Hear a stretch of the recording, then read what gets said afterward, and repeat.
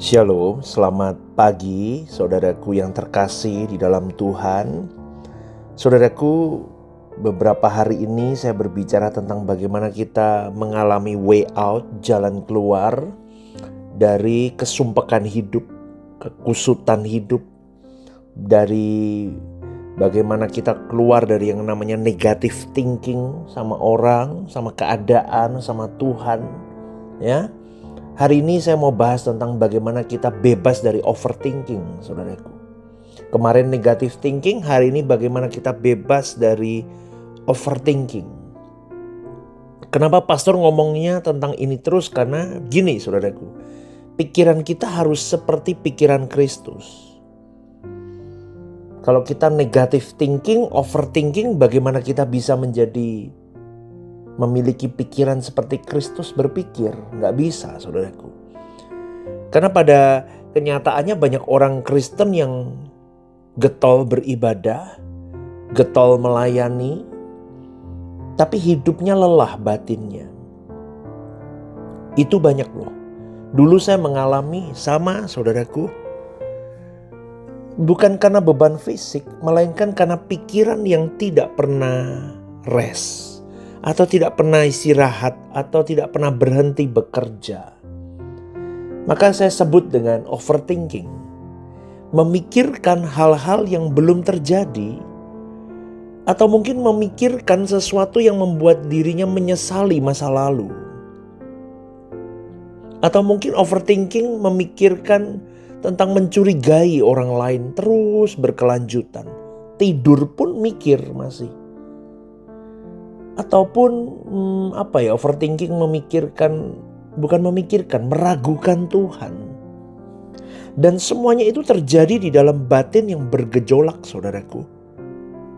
Maka sekali lagi di dalam pemahaman suara kebenaran, saya bisa memastikan bahwa overthinking itu bukan sekedar masalah psikologis, tetapi lebih kepada problem dalam kerohanian seseorang. Karena boleh saya katakan, kalau kita merujuk kepada kebenaran firman Tuhan, pikiran yang belum sepenuhnya ditundukkan atau ditaklukkan kepada Allah pasti akan mengalami failure atau kesalahan. Salah satunya overthinking ini. Overthinking lahir dari pusat hidup yang salah dari seorang manusia. Matius 6 ayat 21 berkata, karena di mana hartamu berada, di situ juga hatimu berada. Tarik balik lagi, saudaraku. Pusat hidup manusia itu akan menentukan quality dari pikiran manusia itu. Saya ulang ya, saudaraku ya. Saya jelaskan dulu bahwa di dalam kebenaran yang sejati, firman Tuhan mengajak kepada engkau dan saya. Suara kebenaran ini menjelaskan dengan detail. Seringkali saya setiap pagi dalam khotbah-khotbah saya selalu sampaikan bahwa kita harus mengenakan pikiran dan perasaan Kristus. Setuju ya, saudaraku ya? Tetapi pikiran Kristus itu tidak pernah sampai kepada pribadi-pribadi yang memahami kebenaran sejati sekalipun. Atau orang-orang Kristen, pemuka-pemuka agama, pendeta-pendeta, tahu teorinya, prakteknya gagal. Kenapa? Karena mereka tidak menarik balik benang merahnya. Kenapa aku tidak pernah bisa memiliki pikiran Kristus? Ternyata, saudaraku, pusat hidupnya salah. Pusat hidup manusia itu menentukan quality dari pikirannya orang itu. Karena orang yang masih menjadikan keamanan pribadi dirinya, masa depan jasmaninya, pengakuan-pengakuan manusia di sekitarnya, kenyamanan-kenyamanan hidup yang harus dia miliki di muka bumi ini, kalau itu semua menjadi sebagai pusat hidupnya, pasti orang itu overthinking. Gimana ya masa depanku ya? Gimana ya, aku punya rumah gak ya? Gimana ya rumahku gimana ya? Gimana ya, kok gini kok begitu ya? Aku diterima gak ya sama orang ya? Aku diakui gak ya? Post power syndrome. Dulu kalau dihormati tiba-tiba gak dihormati, gimana ya nanti ya? Terus ini gimana ya? Gimana ya? Aku nyaman gak ya nanti tua aku diurusin anakku gak ya? Anakku mau terima aku gak ya? Menantuku gimana ya? Ini dan itu.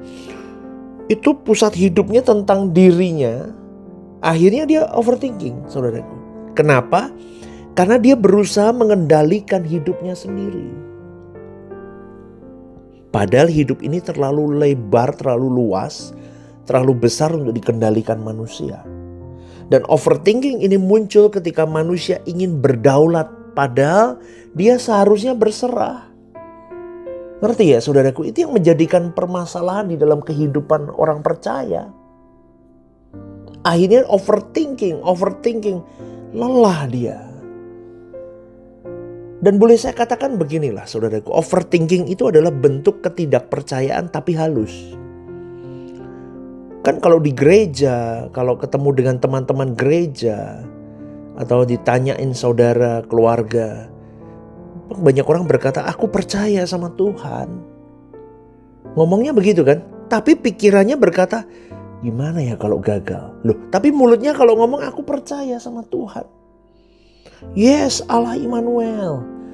Di mulut, tapi di hatinya, di pikirannya, dia berpikir gimana ya kalau gagal? Gimana ya kalau ditinggalkan ya?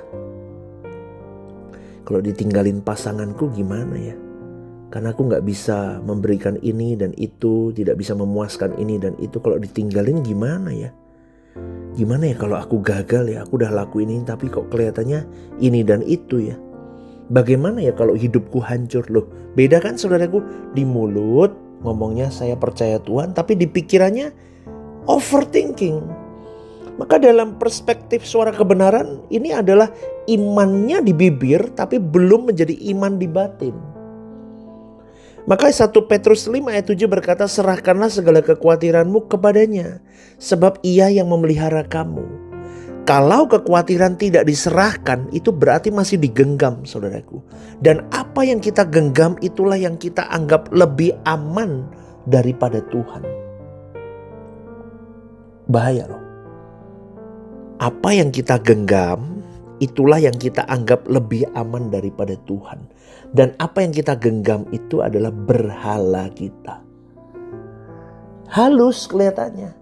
Makanya saya berkali-kali loh saya ngomong sama semua para pelayan Tuhan, sama jemaat GSKI Rehoboth Semarang, hati-hati. Akan ada banyak berhala yang kau genggam kalau kau tidak sadari. Termasuk pasanganmu, anakmu, orang tuamu, pelayananmu, mimbarmu itu. Buat Stephen Lim sama tuh, mimbarmu itu Stephen, itu bisa jadi berhalamu. Wow, hati-hati. Maka yang kita genggam itulah yang kita anggap lebih aman dari Tuhan. Maka pikiran itu harus dilatih saudaraku, bukan dituruti. Roma 12 ayat 2 berkata, janganlah kamu menjadi serupa dengan dunia ini, tetapi berubahlah oleh pembaharuan budimu. Suara kebenaran selalu menekankan bahwa kekristenan bukan hanya perubahan perilaku, tetapi revolusi cara berpikir seseorang sampai memiliki cara berpikir Kristus dalam hidupnya. Overthinking itu terjadi karena pikiran dibiarkan liar. Terus makin hari semakin menjadi. Emosi dijadikan penentu kebenaran. Wah, bahaya saudaraku. Dan asumsi dianggap fakta. Itu yang menyebabkan overthinking terjadi. Padahal firman Tuhan memerintahkan kita untuk menawan segala pikiran dan menaklukkannya kepada Kristus. Itu terdapat dalam 2 Korintus 10 ayat 5. Artinya apa? Tidak semua pikiran harus dipercaya. Tidak semua perasaan harus diikuti. Tidak semua kekhawatiran harus dipelihara. Pikiran kita harus ditundukkan kepada Kristus, bukan dimanja. Amin saudaraku. Jangan dikasih makan terus kekhawatiran itu dalam pikiran kita, overthinking kita, perasaan kita, khawatir kita. Nanti tambah besar saudaraku. Maka yang harus kita lalui untuk kita bebas dari overthinking itu adalah bagaimana engkau memiliki hubungan yang pekat, yang kuat, yang berkualitas bersama dengan Tuhan. Karena kalau selama seseorang masih berkata bagaimana hidupku ya, bagaimana masa depanku ya, maka overthinking akan terus ada. Kita percaya bahwa kita punya Tuhan Immanuel. Allah kita Allah Immanuel. Betul saudaraku? Betul ya? Bahkan satu helai rambut pun jatuh tanpa seizin Tuhan tidak terjadi loh. Terus apa yang kau takutkan dengan hidup ini kalau kita punya Allah yang begitu care dengan kita? Maka kalau seseorang sampai pada kesadaran bahwa hidupku bukan milikku, aku hanya alat bagi kehendak Allah, maka suka-sukamu Tuhan kau lakukan apapun dalam hidupku. Aku yang penting lakukan yang terbaik hari ini. That's it. Besok urusan besok. Amin, saudaraku. Nah itu akan lebih baik. Maka pikiranmu akan menjadi tenang. Karena aku bukan milikku lagi, aku milik Tuhan. Dan aku adalah alat bagi kehendak Allah. Maka pikiran kita bisa tenang. Bukan karena masalah hilang, tetapi karena kepentingan diriku sudah mati. Sebab hidupku bukan aku lagi, melainkan Kristus di dalam aku. Itu Galatia 2:20. Itu loh saudaraku. Orang yang tidak lagi hidup untuk dirinya sendiri tidak punya alasan untuk overthinking berlebihan. Yesus berkata, damai sejahtera ku tinggalkan bagimu. Yohanes 14:27. Damai Tuhan itu bukan hasil perhitungan matang. Bukan hasil semua rencana aman yang kita tata. Bukan hasil semua masalah selesai. Bukan. Tetapi damai Tuhan itu lahir ketika seseorang berkata, Tuhan, sekalipun aku tidak mengerti apa yang aku alami hari ini, aku memilih percaya Kau Allahku Immanuel. Amin, saudaraku. Inilah damai orang yang telah selesai dengan dirinya sendiri. Ingat saudaraku, damai sejati bukan hasil dari logika kita, tetapi hasil dari penyerahan total kita kepada Tuhan. Berserah kepada objek yang kita percayai. I believe in you, Lord. Bapakku Elohim Yahweh tidak akan meninggalkan aku. Amin, saudaraku. Ya, maka milikilah pengenalan akan Dia lebih deep lagi. Tenggelam di dalam hadirat Allah.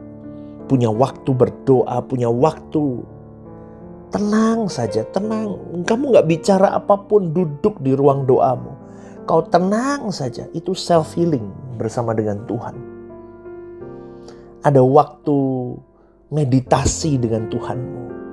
Tenang, duduk tenang, gak mikirin yang lain. Fokus ke Tuhan. Teduh.